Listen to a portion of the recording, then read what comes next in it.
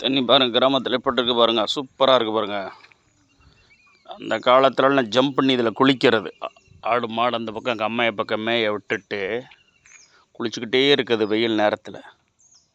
நல்ல தண்ணி பக்கத்தில் கம்மா நிறைஞ்சிருச்சு, அதனால் நீரோட்டம் அதிகமாக இருக்குது, அதனால் தண்ணி வந்துருச்சு பாருங்கள். உள்ள மீன் இருக்குது, உள்ள மீன் தெரியுது பாருங்கள், கொடுதா தெரியுதான்னு தெரியல, மீன் இருக்கும். நல்லா ஜம்ப் பண்ணி குளிக்கிறது. அந்த படியில் கல்லில் தான் சில நேரம் ஜம்ப் பண்ணிவிட்டு படியின் சைடில் படி சில நேரம் இருக்காது, பக்கத்து படி இருந்தால் அதில் ஏறி வந்துடுறது. அப்படியே பாருங்கள், சூப்பராக இருக்குது. கிராமத்தில் நல்ல நீச்சல் தெரிஞ்சிச்சுன்னா கம்மாயில் நீச்சல் பழகிடுவாங்க.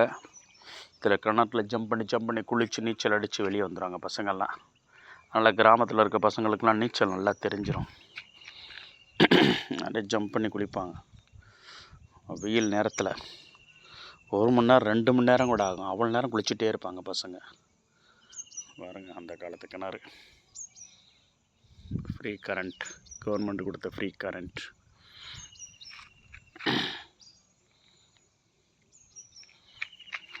வாழ்க்கை கிராமத்து வாழ்க்கை வித்தியாசங்க. ஜம்ப் பண்ணி குளிச்சுக்கிட்டே இருக்கலாம்.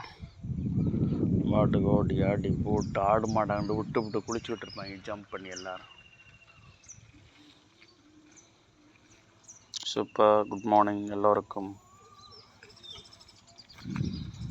என்ன நல்லா அறுத்தாச்சா? நல்லா அங்கிட்டலாம் அறுத்துட்டாங்க.